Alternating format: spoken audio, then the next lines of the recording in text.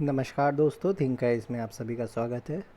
आज हम social anthropology by Nadeem Hussain विषय पर चर्चा कर रहे हैं, जिसमें हम अध्याय 2 6 परंपरागत दार्शनिक व्यवस्थाएं 6 ट्रेडिशनल फिलोसफिकल सिस्टम्स इस विषय पर चर्चा करेंगे। चलिए चर्चा की शुरुआत करते हैं। तीसरी सहस्राब्दी ईसा पूर्व में ही पारस्परिक मेलजोल, अंतर्व्यवहार और संस्कृति संक्रमण इंटरेक्शन, फ्यूज़न एंड अकल्चरेशन के चलते आर्य और द्रविड़ संस्कृतियाँ विशिष्ट भारतीय संस्कृति के सांचे में स्थापित हो चुकी थीं। इस प्रकार लंबे समय से विकसित होते हुए विभिन्न दार्शनिक मत सामने आए। स्टीफन टायलर 1973 उनके विचार के अनुसार प्रारंभ में यह मत दार्शनिक मुद्दों पर विभिन्नता रखते रहे, परंतु यह परिकल्पना विकसित हुई कि यह सभी मत एक दूसरे के पूरक हैं और मिलजुल कर एक बृहत्तर व्यवस्था की संरचना करते हैं। प्रत्येक व्यवस्था ने एक विशिष्ट दृष्टिकोण, अ वे ऑफ सीइंग, विकसित किया और हर एक ने अपने अपने व्यवहारिक उपायों से एक उद्देश्य, मोक्ष का मार्ग बताने का प्रयास किया। व्यवहारिक रूप से सभी मतों के कार्य, व्यवहार और अंतिम परिणति में अंतर रहा, किंतु महत्वपूर्ण मुद्दों पर सभी मतों में एकता रही। सभी ने वेदों की सत्ता को स्वीकृति दी। सभी ने माना कि सभी दर्शनों का अंतिम उद्देश्य मोक्ष प्राप्ति है। समय के साथ साथ जो विभिन्न विशिष्ट दर्शन विकसित हुए, उनमें 6 दर्शन प्रमुख हैं। परंपरागत रूप से इन्हें 2-2 के 3 समूहों में विभाजित किया जा सकता है। ये हैं न्याय और वैशेषिक, सांख्य और योग, मीमांसा और वेदांत। बात करते हैं न्याय और वैशेषिक की। न्याय और वैशेष प्रारंभिक अवस्था से ही न्याय और वैशेषिक एक दूसरे से काफ़ी संबद्ध रहे और समय के साथ धीरे धीरे एक ही रूप में हो गए। इसलिए बाद में दोनों को मिलाकर एक स्वरूप न्याय वैशेषिक माना गया। न्याय के शाब्दिक अर्थ में सही या न्यायपूर्ण व्यवस्था तर्क की परिणति है। पहली शताब्दी ईसा बाद गौतम द्वारा न्याय दर्शन का विकास किया गया, 1 AD में। इस दर्शन का मूल न्याय सूत्र और वैशेषिक सूत्र के जनक गौतम और कणाद हैं। न्याय तर्क व्यवस्था बाकी अन्य मतों द्वारा भी स्वीकारी गई। स्पष्ट सोच और तर्कपूर्ण युक्ति मोक्ष मार्ग के अज्ञान को दूर करती है। तर्क का धार्मिक आधार है। ज्ञान प्राप्ति के न्याय के अंतर्गत 4 प्रकार स्पष्ट किए गए हैं: अंतर्ज्ञान, इंट्यूशन, अनुमान, इन्फेरेंस, तुलना, कंपैरिजन, मौखिक साक्ष्य, वर्बल टेस्टिमनी। इन सब में अंतर्ज्ञान, इंट्यूशन प्रमुख है। स्टीफन टायलर के अनुसार न्याय तर्क क्रम, न्याय सैलोज़म, जिसको हम न्याय सैलोजियम कहते हैं, कि अनुमानात्मक संरचना, इन्फ्रेंशियल स्ट्रक्चर के 5 भाग हैं। पहला भाग है प्रस्तावना, प्रिपोजिशन। दूसरा है तर्क, रीज़न। तीसरा उदाहरण, एग्जाम्पल। चौथा अनुप्रयोग, एप्लीकेशन। पांचवा उपसंहार, कंक्लूजन। महान कणाद ऋषि द्वारा प्रतिपादित वैशेषिक विशेष से उत्पन्न दर्शन शास्त्र के न्याय सिद्धांत के लिए भौतिक और तात्विक पृष्ठभूमि तैयार की गई। न्याय सिद्धांत 6 श्रेणियों के अनुभवों पर आधारित है। पहला है तत्व, सब्सटेंस। दूसरा गुण, क्वालिटी। तीसरा कार्य, एक्शन। चौथा सामान्यीकरण, जनरलिटी। पांचवा व्यक्तिकता, इंडिविजुअलिटी। और अंतिम छठा अंतर्निहितता, इनहेरेंस। इन श्रेणियों के वास्तविक स्वभाव और गुणों के ज्ञान के बाद व्यक्ति धन्य हो जाता है। अंतिम अविभाज्य आणविक तत्व पृथ्वी, जल, अग्नि और वायु है। वास्तविकता इन्हीं 4 तत्वों के रूप में समाहित है। इनमें 5वां अनुमानिक तत्व भी शामिल है। ये हैं आकाश, समय, स्थान, स्व और बुद्धि, ether, time, space and self and mind. तत्वों में गुण होता है, रंग, गंध, स्वाद, संख्या, संयोजन व अन्य। वे गतिमय भी होते हैं। यह 3 तत्व, गुण और क्रिया, एक्शन, तो स्पष्ट से या अंतर्ज्ञान से ज्ञात किए जा सकते हैं, किंतु सामान्यीकरण जनरलिटी और अंतर्निहितता इनहेरेंस केवल तर्कपूर्ण अंतर्ज्ञान लॉजिकल इन्फेरेंस से ही जाने जा सकते हैं। इन्हें सीधे ज्ञात नहीं किया जा सकता है। जब व्यक्ति का सत्य की वास्तविकताओं से साक्षात्कार हो जाता है तो स्व यानी सेल्फ अंतर्धान हो जाता है। स्व का पुनर्जन्म नहीं होता और मोक्ष को प्राप्त होता है। सांख्य और योग की बात करते हैं। सभी 6 दर्शनों में सांख्य सर्वाधिक प्राचीन है। इसके मूल और विकास के संदर्भ में डीपी चट्टोपाध्याय 1964 में कहते हैं कि सांख्य दर्शन हमारे समक्ष कई समस्याएं प्रस्तुत करता है। सांख्य का अर्थ अस्पष्ट है और इस दर्शन का उद्भव अनुमानों पर आधारित है। 4वीं और 5वीं शताब्दी ईसा पूर्व यह दर्शन छिटपुट रूप में मिलता है। यह परंपरा कपिल के नाम से जानी जाती है। अन्य प्राचीन सांख्य शिक्षक असुरी, पंचशिखा, बोधि इत्यादि हैं, जिनके सिर्फ नाम ज्ञात हैं। सांख्य दर्शन के बारे में 2 चीज़ें ही स्पष्ट हैं। यह दर्शन अत्यंत प्राचीन है और इसका प्रभाव काफ़ी विस्तृत था, काफ़ी वृहद था। सांख्य दर्शन में 2 अंतिम सत्य हैं, पुरुष स्पिरिट व प्रकृति सब्सटेंस। इस द्वंद्व डुअलिटी के बीच विषय और वस्तु सब्जेक्ट एंड ऑब्जेक्ट, ज्ञाता और ज्ञान, नोअर एंड नोन के मध्य विरोधाभास हैं। बौद्ध और जैन धर्म की ही भांति सांख्य दर्शन भी मूलतः अनीश्वरवादी, एथेस्टिक और भौतिकतावादी या भौतिकवादी है। इसमें किसी देवता का प्रावधान नहीं है। सांख्य दर्शन के अनुसार भौतिक संसार का स्वयं में अस्तित्व है। यह भ्रम नहीं है। बौद्ध दर्शन की भांति अस्तित्व का अंतिम सत्य पीड़ा और दुख, पेन एंड सफरिंग है। बौद्ध दर्शन की भांति अस्तित्व का अंतिम सत्य पीड़ा और दुख, पेन एंड सफरिंग है। जैन दर्शन की भांति स्व यानी इंडिविजुअल सेल्फ का पदार्थ मैटर में विलय सांख्य में भी है। जैन दर्शन की भांति स्व का पदार्थ में विलय सांख्य में भी है। सांख्य दर्शन का उद्देश्य ज्ञान प्राप्ति है, जिससे दुखों का, कष्टों का अंत हो जाए और जीवात्मा बंधन मुक्त हो जाए। वस्तुओं का सही प्रकृति को वास्तविकता के ज्ञान के आलोक में जानने के बाद आत्मा मुक्ति प्राप्त कर लेती है। शायद 2वीं शताब्दी ईसा पूर्व योग दर्शन महर्षि पतंजलि का योगदान है। सांख्य के वैश्विक से वैयक्तिक पर्टिकुलर या विशेष के तात्विक दर्शन में पतंजलि ने ईश्वर तत्व का समावेश करके मूलभूत परिवर्तन किया। लेकिन यह ईश्वर सृजनकर्ता क्रिएटर नहीं है, बल्कि जैन तीर्थंकरों की भांति यह ईश्वर विशिष्ट आत्माएं हैं। योग का मूल उद्देश्य स्व को चित्त माइंड स्टफ से मुक्त करना है, जो स्व को दिग्भ्रमित करता है। योग के अन्य उपादान स्वनिग्रह, नॉन अटैचमेंट, मस्तिष्क का बाह्य प्रवाह और जीवात्मा का परमात्मा से मिलन इत्यादि हैं। योग का व्यवहारिक रूप अष्टांग 8 भागों में विभक्त है। पहला है आत्मनियंत्रण, सेल्फ कंट्रोल। दूसरा है अवलोकन, ऑब्जर्वेंस। तीसरा है आसन, पोस्चर। चौथा है श्वास नियंत्रण, ब्रेथ कंट्रोल। पांचवा है प्रत्याहार, विड्रॉल। छठा है मस्तिष्क संतुलन, स्टीडिंग ऑफ माइंड। सातवां है ध्यान, मेडिटेशन। और आठवां है समाधि, रिलीज। आत्मनियंत्रण, अवलोकन, आसन, श्वास नियंत्रण, प्रत्याहार, मस्तिष्क संतुलन, ध्यान, समाधि। प्रथम 2 अहिंसा, सत्य, आचौर्य, पवित्रता और लालच न करने पर निर्भर करते हैं। आसन का तात्पर्य बैठने की अवस्था जिसमें व्यक्ति ध्यानस्थ होता है। श्वास नियंत्रण से शरीर की अनैच्छिक क्रियाओं पर नियंत्रण प्राप्त होता है। समाधि की अवस्था में व्यक्ति बाहरी वस्तुओं से स्वयं को मुक्त कर लेता है।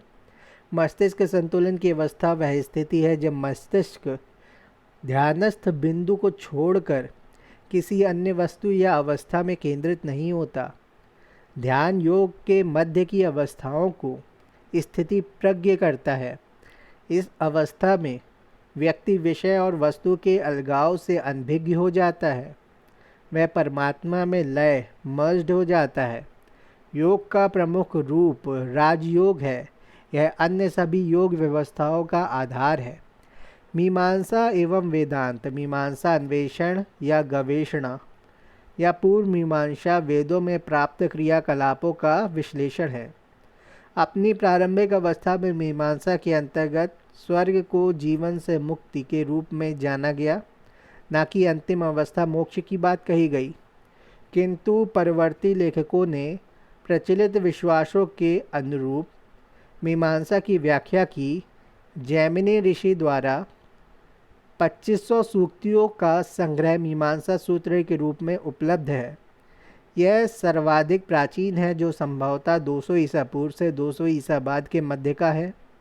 इसका उचित काल निर्धारण संभव नहीं हो पाया है, परंतु यह दर्शन काफ़ी पुराना है। जैमिनी ने अपने पूर्ववर्ती कई ऋषियों की सूक्तियों के उदाहरण दिए हैं। कर्मकांड से संबंधित कई व्याख्याएं हैं। ब्राह्मण साहित्य में मीमांसा का मुख्य भाग काफ़ी समाहित है। मीमांसा दर्शन के अंतर्गत वेदों की सत्ता को सिद्ध करने का प्रयास किया गया है और आचरण यानी कंडक्ट को ही जीवन का सार बताया गया है। उचित आचरण न केवल मोक्ष की प्राप्ति में सहायक है, बल्कि भविष्य में आने वाली पीढ़ी को भी आधार प्रदान करता है। वैदिक साहित्य की व्याख्या के लिए मीमांसा नियमों का संग्रह है। आचरण का विश्लेषण करते हुए मीमांसा विचारकों ने तर्क और ज्ञान शास्त्र के क्षेत्र में विशेष योगदान दिया है। उदाहरणार्थ, किसी मत के पीछे का सत्य क्या है, बल्कि उसके पीछे का असत्य क्या है, यह निश्चित करना अधिक आवश्यक है। वेदों के साथ साथ उसी क्रम में वेदांत दर्शन का विकास हुआ। शाब्दिक रूप में इसका तात्पर्य वेद अंत या उपनिषद है, अर्थात वैदिक साहित्य का अंतिम भाग वेदांत उपनिषदों का दर्शन है।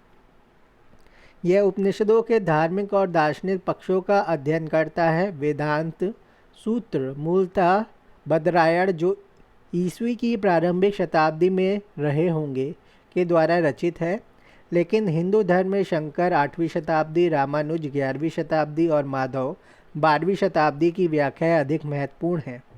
विभिन्न उपनिषदों के मत वैभिन्न और विरोधाभासों को दूर करके उन्हें एक व्यवस्थित रूप देने का श्रेय शंकर को है।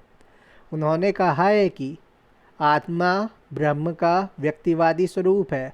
आत्मा और ब्रह्म के बीच अज्ञान के कारण माया या भ्रम इल्यूजन की स्थिति उत्पन्न होती है, किंतु ज्ञान और भक्ति समर्पण के चलते व्यक्ति मोक्ष प्राप्त करता है। शंकर ने अद्वैत नॉन ड्यूअलिज्म सिद्धांत का प्रतिपादन किया। ब्रह्म और आत्मा एक है। रामानुज ने विशिष्टाद्वैत क्वालिफाइड नॉन ड्यूअलिज्म का प्रतिपादन किया। रामानुज के मतानुसार व्यक्ति और संसार दोनों ब्रह्म से अलग हैं। स्व ब्रह्म में नहीं समा सकता। ब्रह्म के दो स्वरूप हैं, स्व सेल्स और संसार फिनोमिनल वर्ल्ड। स्व ब्रह्म के अधीनस्थ है। स्व ब्रह्म को पूज सकता है। मोक्ष स्थायी आराधना की अवस्था है। माधव का द्वैतवाद ईश्वर, स्व और संसार को अलग अलग रूप में प्रस्तुत करता है, लेकिन स्व, व्यक्ति और संसार ईश्वर पर निर्भर है।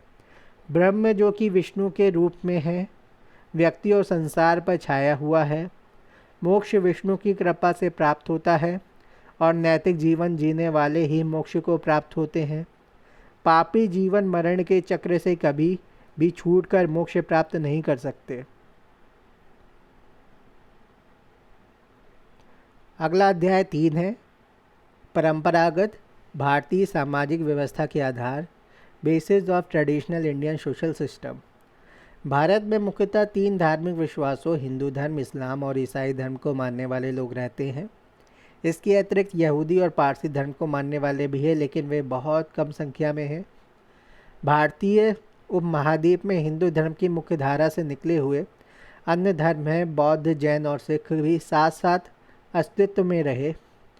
पिछले 5000 वर्षों से भारतीय उपमहाद्वीप में अनेक धार्मिक विचारधाराएं अपने समन्वित रूप में बह रही हैं। वर्तमान भारतीय समाज और उसका सामाजिक ढांचा इसी सह अस्तित्व का अनूठा संगम है। यद्यपि जब हम परंपरागत भारतीय सामाजिक व्यवस्था की अवधारणा की बात करते हैं तो मुख्यतः यह हिंदू सामाजिक व्यवस्था ही है जिससे करोड़ों लोग जुड़े हुए हैं। यूरोपीय लोगों ने समग्र रूप में हिंदू जीवन के धार्मिक, राजनीतिक और सामाजिक, सांस्कृतिक और दार्शनिक विश्वासों को हिंदुइज्म या हिंदूवाद नाम दिया। हिंदुओं ने स्वयं अपनी धार्मिक परंपराओं को सनातन कहा या सनातन धर्म कहा। हिंदू भारतीय सामाजिक व्यवस्था के मुख्य आधार हैं। वर्ण, आश्रम, पुरुषार्थ, कर्म, ऋण, पुनर्जन्म, संयुक्त परिवार और जाति व्यवस्था। पुरुषार्थ की बात करते हैं। पुरुषार्थ जीवन के 4 लक्ष्यों धर्म, अर्थ, काम, मोक्ष को पाने की ओर संकेत करता है। व्यक्ति की स्वतः स्फूर्त इच्छा बहुत लंबी आयु पाने की हो सकती है, लेकिन जीवन का अंतिम लक्ष्य मोक्ष पाना ही है। पुरुषार्थ का उद्देश्य जीवन के इन 2 लक्ष्यों लंबी आयु और मोक्ष के बीच एक समन्वय स्थापित करना है। पुरुषार्थ का सिद्धांत उस मूलभूत भारतीय आचार नीति व्यवस्था एथिकल सिस्टम की परिकल्पना है जो एक संपूर्ण पुरुष को परिभाषित करती है। पुरुषार्थ चतुष्ठानम यानी 4 पुरुषार्थों में मनुष्य की सभी गतिविधियों का केंद्र धर्म है। धारयेति इति धर्मः अर्थात जो धारण करने योग्य है वही धर्म है। धर्म की उत्पत्ति धर की या धर से हुई है। धर का तात्पर्य है धारण करना, सहारा देना और पोषित करना।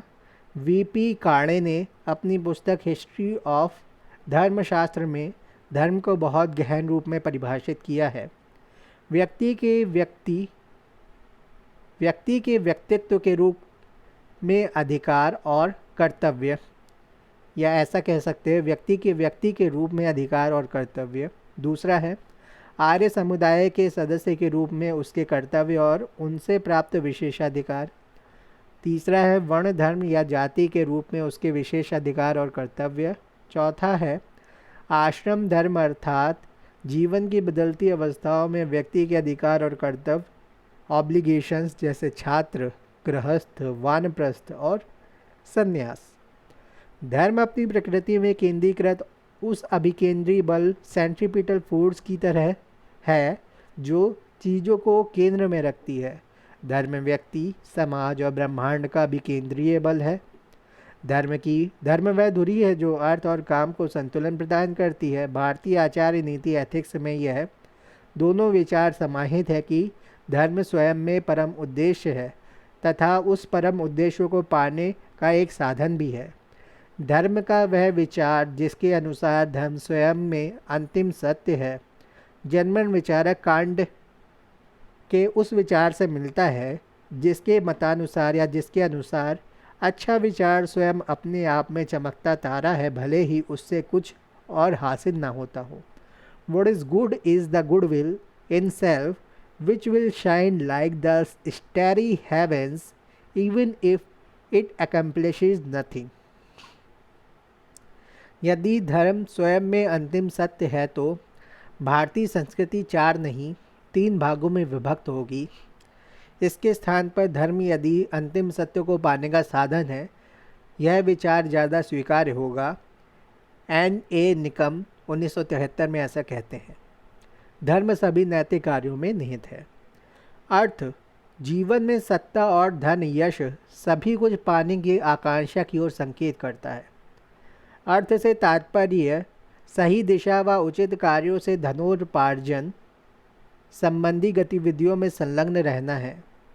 सभी आर्थिक गतिविधियों का उद्देश्य पहला अर्थोपार्जन, दूसरा अपरिग्रह संग्रह न करना, तीसरा अस्तेय चोरी या अधर्म से अर्थोपार्जन न करना है।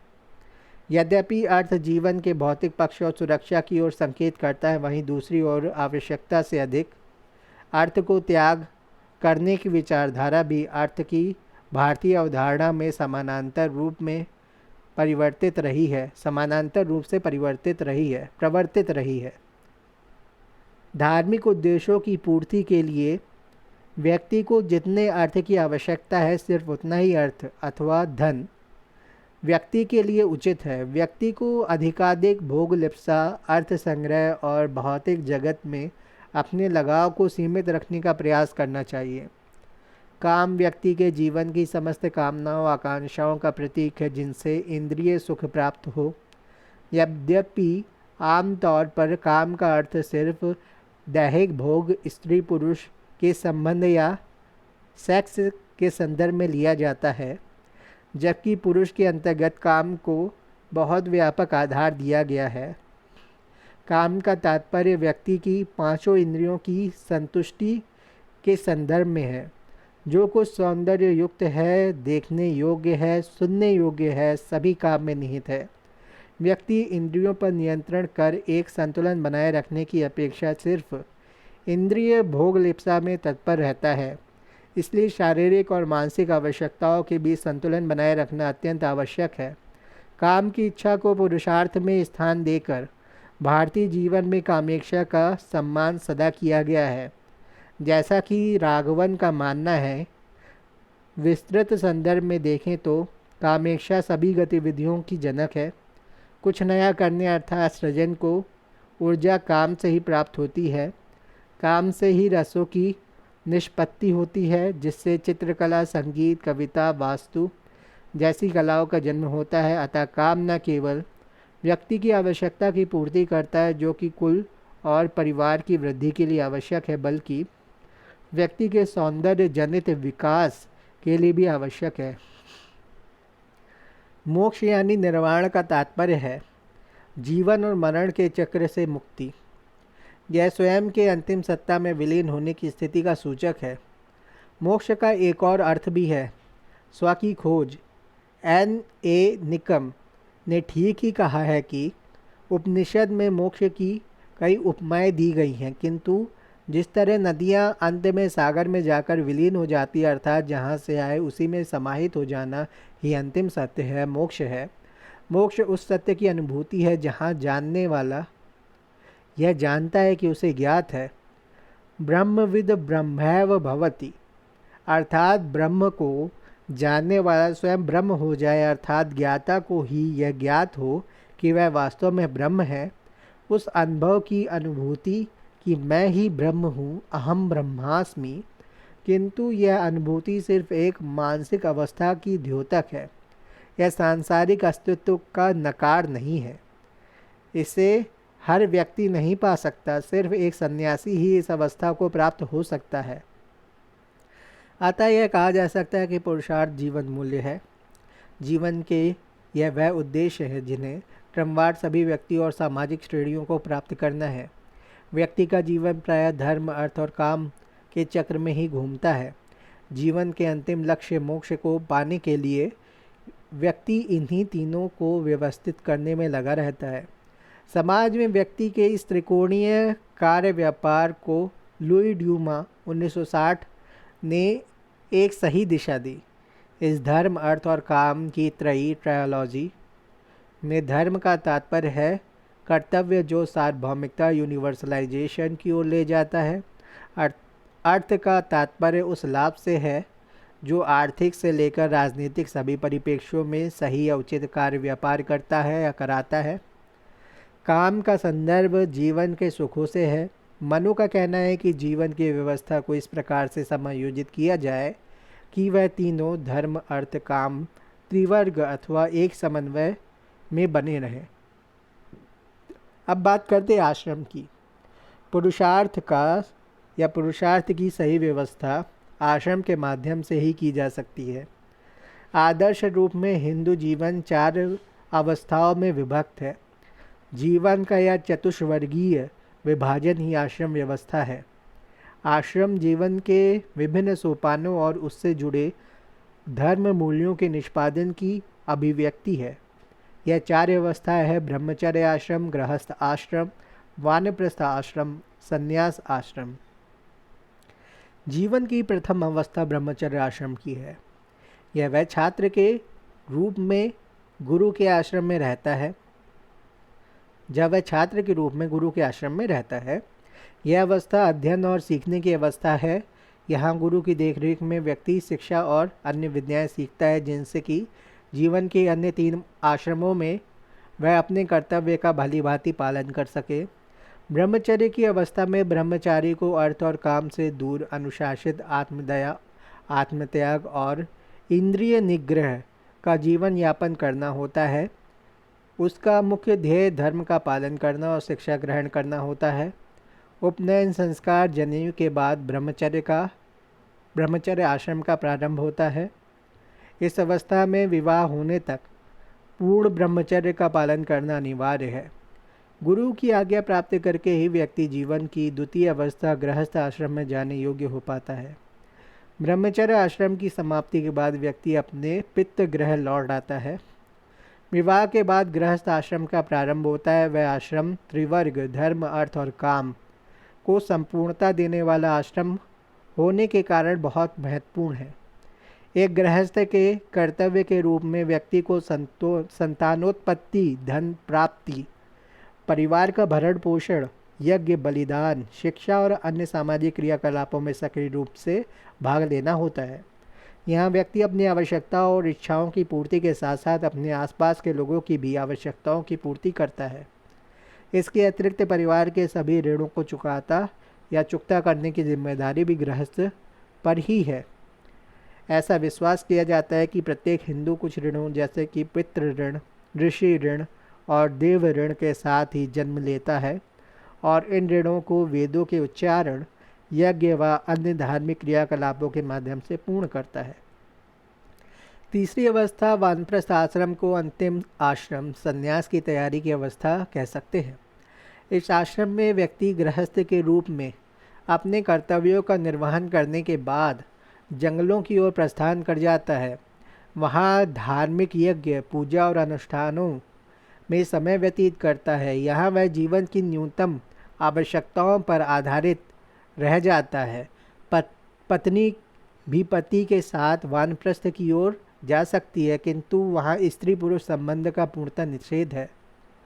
यहाँ महत्वपूर्ण यह है कि वानप्रस्थ पूरी तरह सांसारिक स्थिति से विरक्ति नहीं होता, यदा कदा उसका आना जाना बना रहता है। अंतिम अवस्था संन्यास की है, जब व्यक्ति अपने सामाजिक जीवन से पूर्णतः विरक्त हो जाता है। संन्यास उस अवस्था का नाम है जब वह तीनों आश्रमों को पार करने के बाद समाज को छोड़कर सिर्फ ईश्वर को पाने के लक्ष्य में लग जाता है। व्यक्ति का सन्यासी में परिवर्तन उसे सुख दुख से परे लोगों के सत्य का मार्ग समझाने का माध्यम बन जाता है। लेकिन यहाँ महत्वपूर्ण भी है कि गीता में मोक्ष हेतु संन्यास को आवश्यक नहीं बताया गया है। गीता में यह कहा गया है कि एक कर्मयोगी भी एक सन्यासी ही है, इसलिए उसे औपचारिक रूप से संन्यास लेने की आवश्यकता नहीं है। अतः हम देखते हैं कि पुरुषार्थ आश्रम जीवन को व्यवस्थित व नियंत्रित करते हैं। समाजशास्त्री नजरिए से वर्ण, गुण, पुरुषार्थ और आश्रम, इन चार स्थितियों को क्रमशः भूमिका संस्थाकरण, रोल इंस्टीट्यूशनलाइजेशन, चमत्कारिक दान, करिस्मेटिक इंडोमेंट्स, जीवन लक्ष्य गोल ओरिएंटेशन एवं जीवन की अवस्था और उनकी मूल्य आधारित अवधारणा के रूप में समझा जा सकता है। सामाजिक वर्णक्रम के यह सभी तत्व हिंदू सामाजिक व्यवस्था के भौतिक और आध्यात्मिक दोनों पक्षों के संतुलन की अभिव्यक्ति करते हैं या उनकी अभिव्यक्ति हैं।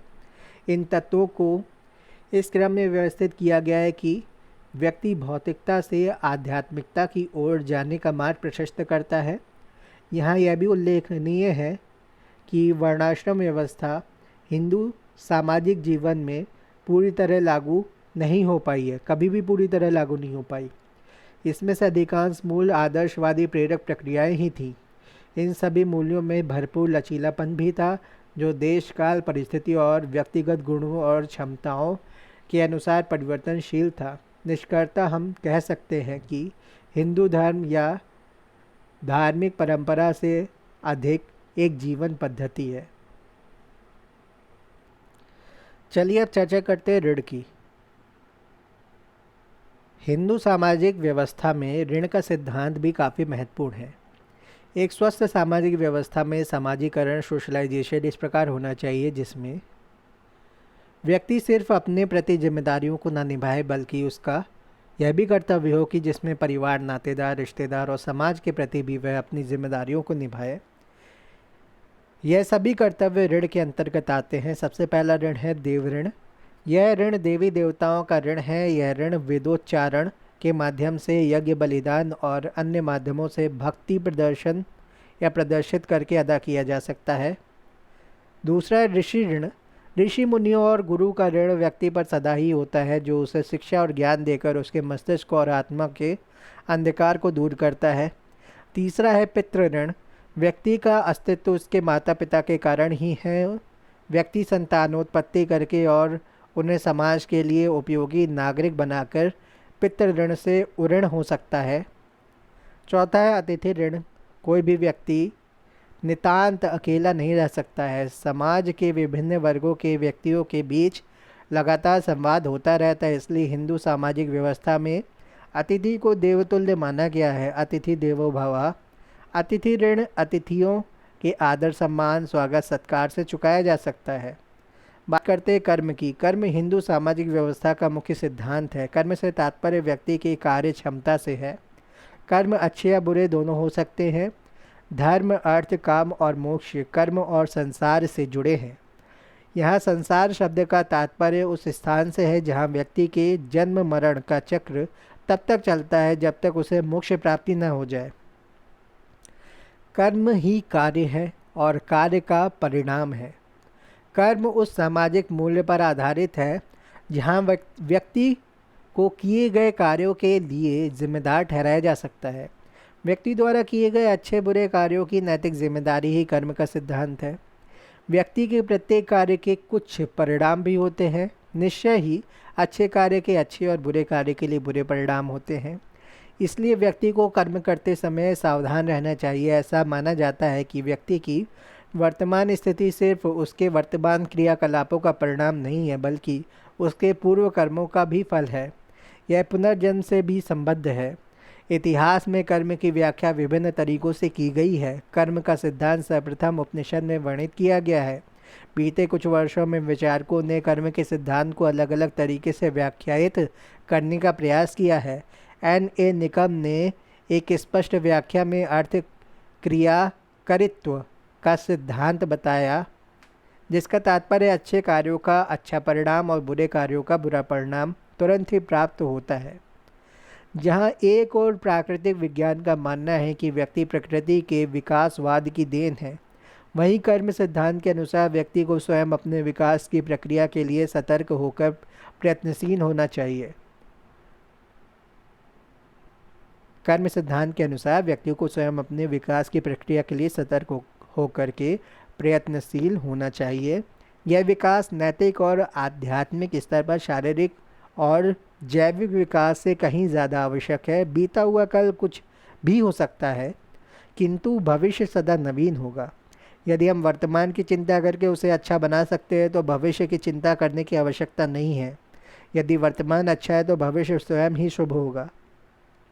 एक अन्य व्याख्या के अनुसार व्यक्ति अपने कर्मों से ही संचालित और प्रभावित होता है।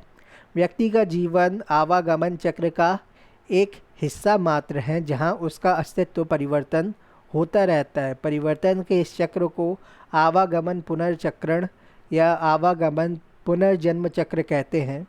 सुप्रसिद्ध दर्शन शास्त्री डॉक्टर एस राधाकृष्णन के अनुसार जीवन और आचरण में कर्म सिद्धांत से ज़्यादा उपयोगी कोई और सिद्धांत नहीं हो सकता। ये सिद्धांत का तात्पर्य भूत को छोड़कर भविष्य के लिए आशा की किरण है। भगवद गीता में श्री कृष्ण ने भी कर्म सिद्धांत का प्रतिपादन किया है। कर्म ही सर्वव्यापक और शाश्वत है और प्रत्येक व्यक्ति जीवन में अच्छा या बुरा कर्म या बुरा कुछ ना कुछ कर्म करता ही रहता है। इस सिद्धांत में 5 तत्व शामिल हैं। पहला, अधिष्ठान, केंद्र या आधार जहाँ से व्यक्ति कार्य संपन्न करता है। दूसरा, कर्ता अर्थात कार्य करने वाला। तीसरा, कर्म यानी कार्य करने वाले का माध्यम।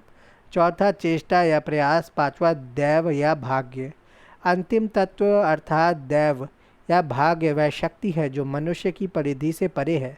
डॉक्टर राधाकृष्णन ने भगवद गीता के अपने अनुवाद में कर्म पंथ को ही महत्व दिया है। व्यक्ति को सिर्फ कार्य करने का अधिकार है। फल की इच्छा किसी कार्य करने के पीछे का उद्देश्य नहीं होना चाहिए। व्यक्ति में अकर्तव्य की इच्छा नहीं होनी चाहिए। कभी कभी कर्म सिद्धांत को भाग्य या भाग्यवाद में विश्वास करने को लेकर गलत अवधारणा बना ली जाती है।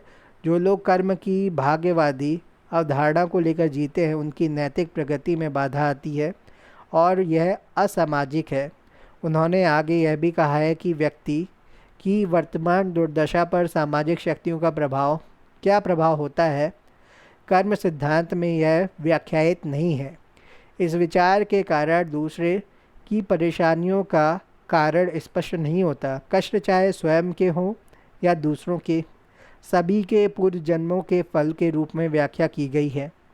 कर्म की आधुनिक व्याख्या करने वालों का मानना है कि कर्म एक तर्क संगत सिद्धांत है जहाँ किसी दैवी शक्ति, चमत्कार या भाग्य की अवधारणा नहीं है, बल्कि यह पुरुषार्थ को व्यक्त करता है और नैतिकता का एक ऐसा भाव जगाता है जिससे व्यक्ति वर्तमान के साथ साथ आने वाले कल में भी अच्छे कार्य करने के लिए प्रेरित हो जाता है या होता है। बात करते हैं पुनर्जन्म की। कर्म का सिद्धांत पूर्ण रूप से पुनर्जन्म के सिद्धांत में प्रतिबिंबित होता है। यह स्वर्ग, नरक और मोक्ष की अवधारणा से भी जुड़ा हुआ है। पुनर्जन्म का सिद्धांत इस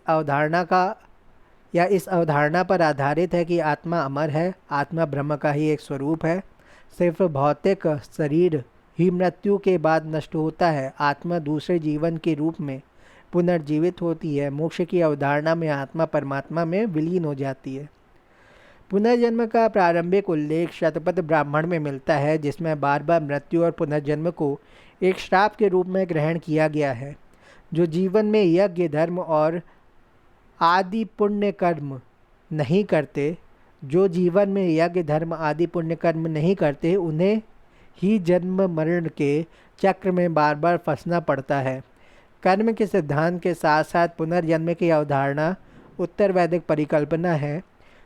सामख्य परंपरा में योग का अंतिम लक्ष्य शिष्य को मोक्ष की प्राप्ति कराना है, जहाँ वह जन्म मृत्यु के चक्र से मुक्त हो जाता है। आर.एन. सक्सेना ऐसा कहते हैं।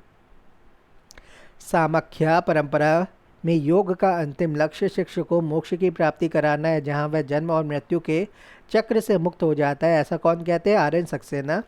इस अंतिम उद्देश्य में दो अवस्थाएं स्पष्ट है जिसके कारण शिष्य इस संसार में रहना चाहता है अथवा नहीं।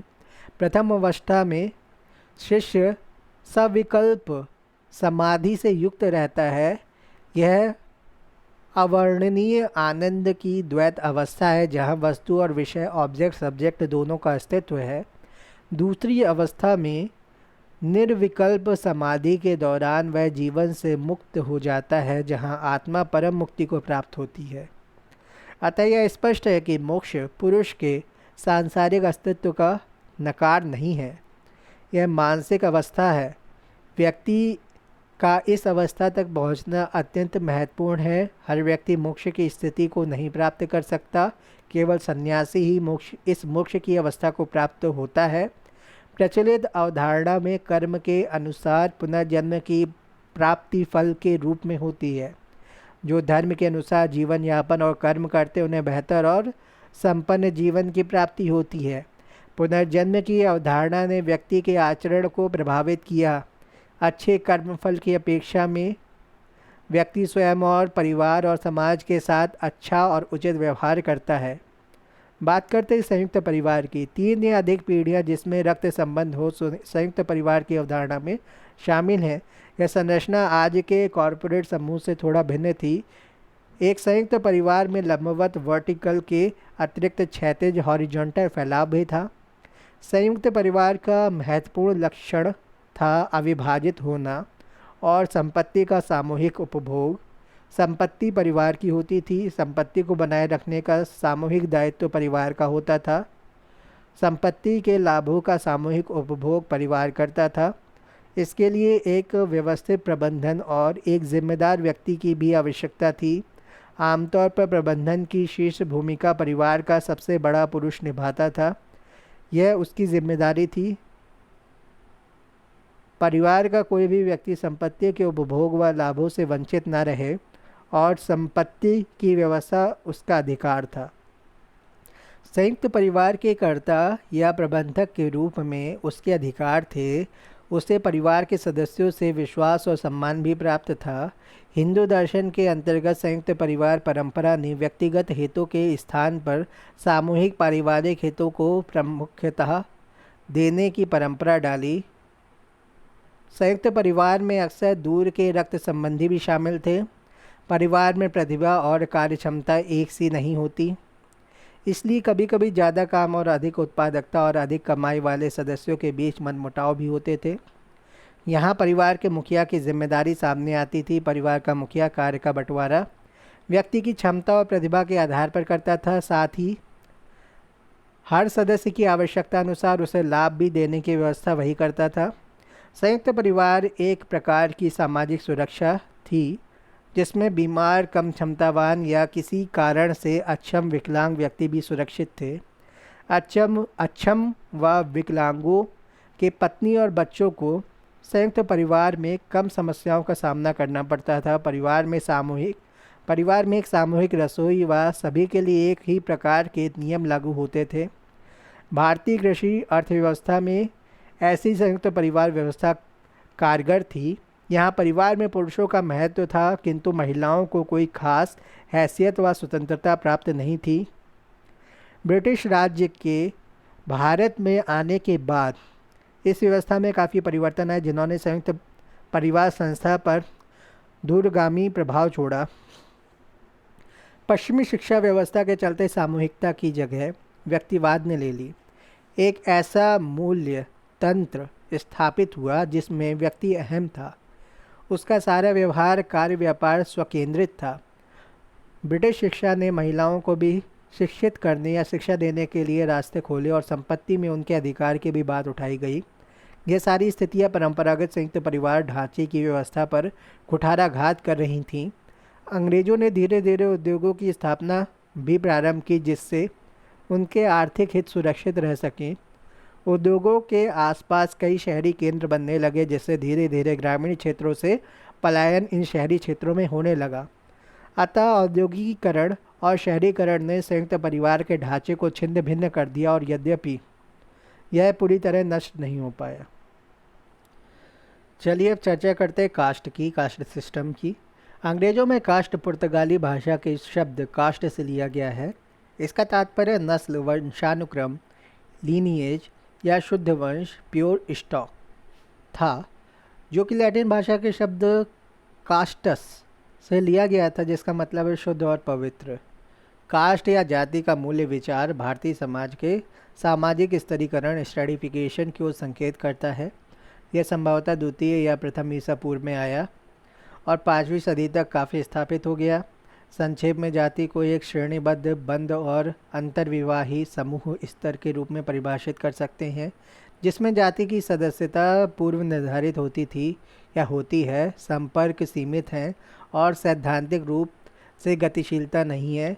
यद्यपि विभिन्न रोजगारों के कारण उनमें आर्थिक स्तर में असमानताएं हैं, लेकिन जाति स्तरीकरण पूरी तरह से आर्थिक स्थिति पर आधारित नहीं है। अपने विशुद्ध रूप में जाति का सिद्धांत पूर्णतया धर्म पर आधारित है। जातियाँ अनुष्ठानिक शुचिता पर आधारित हैं, जिनका पालन इसके सदस्यों की धार्मिक क्रियाकलापों से व्यक्त होता है।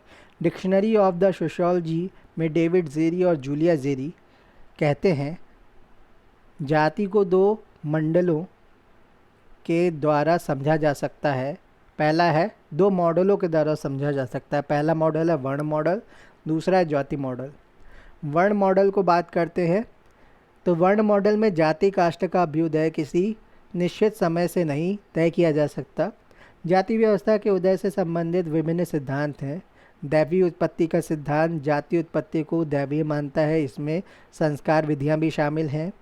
इस सिद्धांत के अनुसार जाति व्यवस्था ईश्वरीय निर्माण है, इसमें मनुष्य का कोई हाथ नहीं है।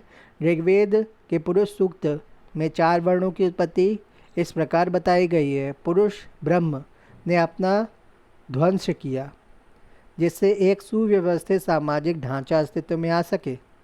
ब्राह्मणों का जन्म परम पुरुष ब्रह्मा के मुख से, क्षत्रियों का भुजाओं यानी बाहों से, वैश्यों का जंघा यानी जांग से और शूद्रों का जन्म पैर से हुआ या पैर से माना जाता है।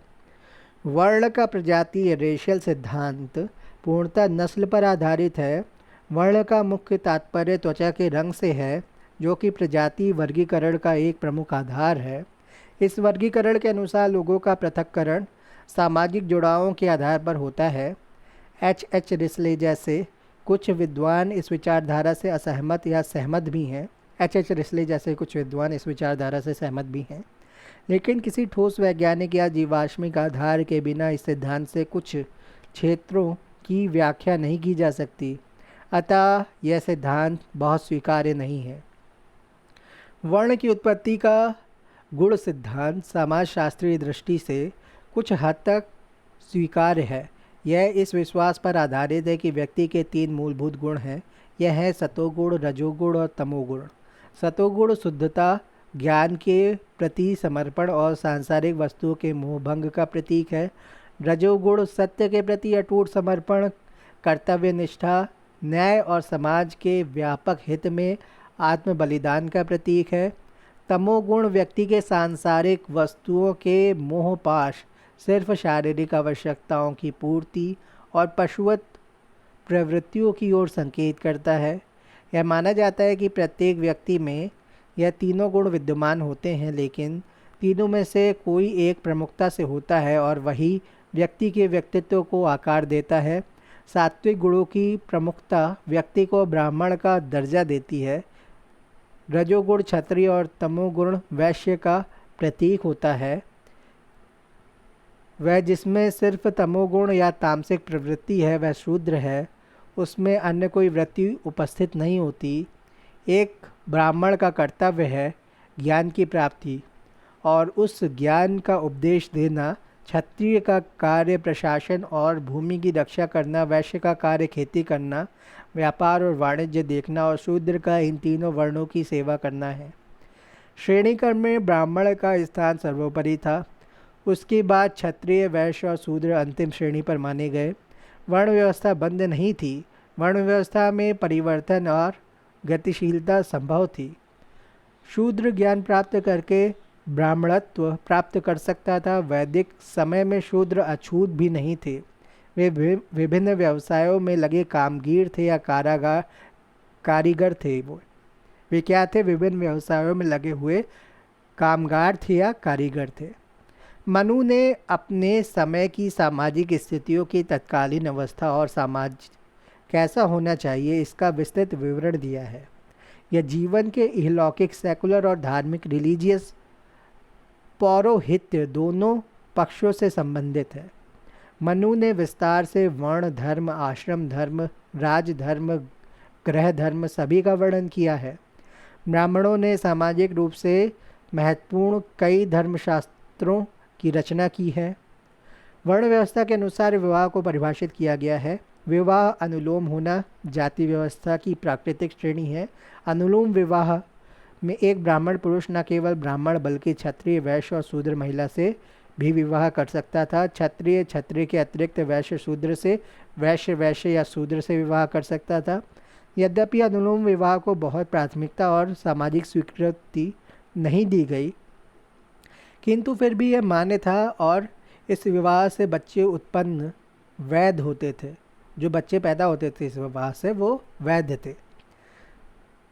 लेकिन प्रतिलोम विवाह अर्थात निम्न जाति के पुरुष की ऊंची जाति की महिला से विवाह निषिद्ध माना गया। लेकिन दोनों ही प्रकार अनुलोम व प्रतिलोम के विवाह प्रचलित थे और इनके चलते कभी कभी सामाजिक श्रेणियों में मिली जुली जातियों, हाइब्रिड कास्ट के कारण द्वंद्व की भी स्थिति आती रहती थी। इस प्रकार के विवाह से जातियों को गतिशीलता भी मिली। जाति मॉडल की बात करते हैं। एम.एन. श्रीनिवास के शब्दों में वर्ण मॉडल ने कास्ट या जाति की एक गलत और छिन्न भिन्न तस्वीर प्रस्तुत की है। वर्ण मॉडल भारत के सामाजिक स्तरीकरण का एक आदर्श मॉडल है, जबकि वास्तविकता में ऐसा नहीं रहा है। यह भारतीय हिंदू समाज की एक विस्तारित रूप है। यहाँ एक निश्चित श्रेणी क्रम है जिसमें सर्वोपरि ब्राह्मण और सबसे निम्न स्तर पर शूद्र हैं। अछूत इस श्रेणी क्रम के दायरे में भी नहीं है। जबकि जाति मॉडल वास्तविकता पर आधारित सच्चाई थी। जाति मॉडल कब से अस्तित्व में है इस विषय पर सामाजिक इतिहासकारों में मतभेद है, किंतु गुप्तकालीन समय में जाति मॉडल स्पष्ट रूप से स्वीकार्य मॉडल के रूप में स्थापित हो चुका था।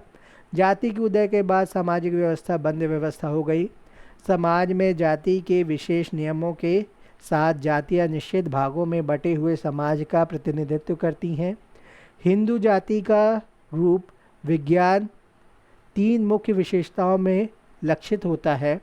भोगले 1908 में ऐसा कहते हैं, हिंदू जाति का रूप विज्ञान 3 मुख्य विशेषताओं में लक्षित होता है, भोगले के अनुसार 1908 में।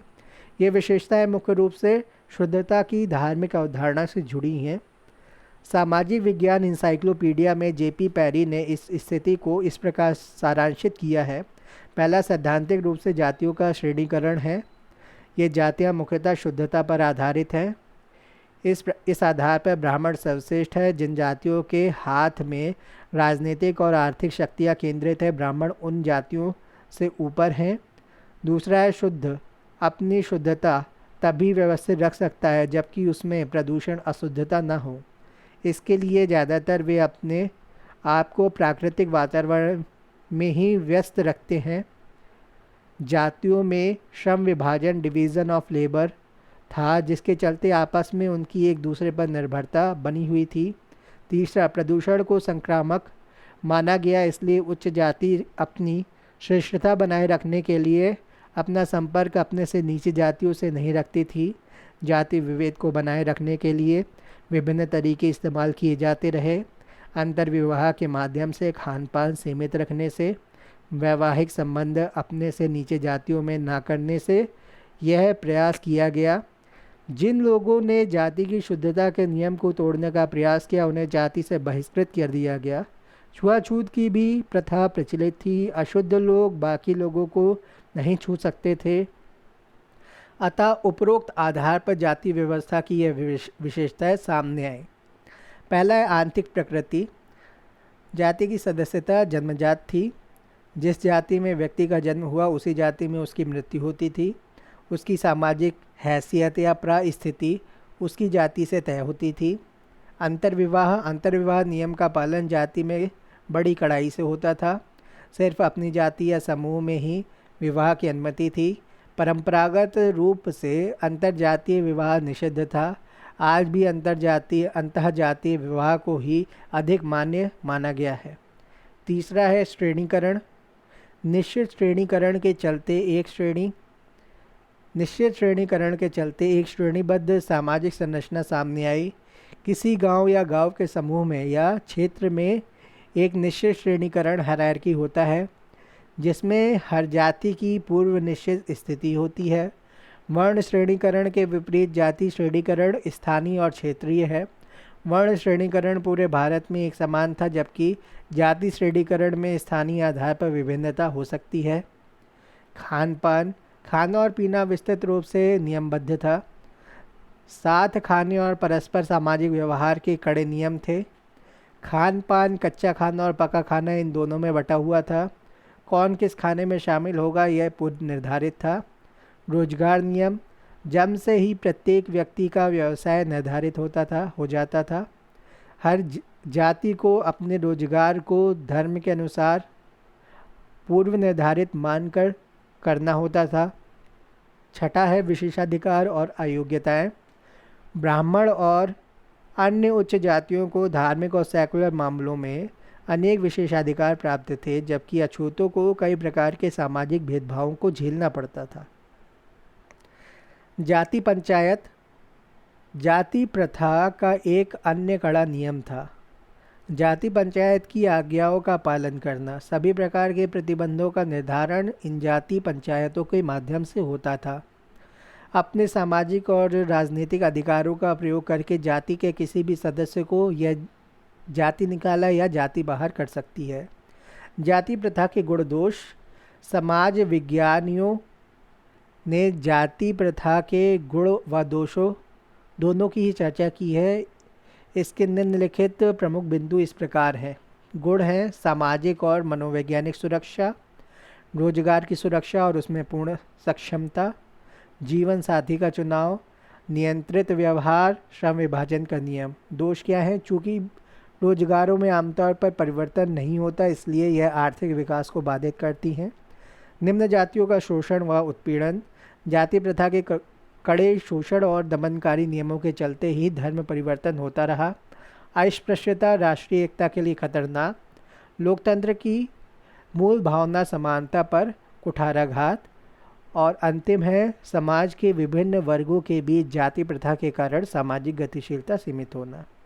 अगला अध्याय है अध्याय 4, भारतीय समाज पर बौद्ध, जैन, इस्लाम तथा ईसाई धर्म का प्रभाव, impact of Buddhism, Jainism, Islam and Christianity on Indian society. विश्व समुदाय में भारत का बड़ा अनूठा स्थान है। यह दुनिया के सभी बड़े धर्मों की विचारधाराओं को मानने वालों का घर है। उदाहरण के लिए हिंदू, बौद्ध, जैन, ईसाई, यहूदी, इस्लाम और पारसी, इन सभी धार्मिक विचारधाराओं ने किसी न किसी सीमा तक भारतीय समाज को प्रभावित किया है। यह लेख केवल जैन, बौद्ध, इस्लाम और ईसाई विचारधाराओं के प्रभाव तक सीमित रखा गया है। इस्लाम के प्रभाव की चर्चा किंचित विस्तार से की गई है क्योंकि उसका भारतीय समाज के जीवन पर गहन और विस्तृत प्रभाव पड़ा है। चलिए चर्चा को अब यहीं पे समाप्त करते हैं।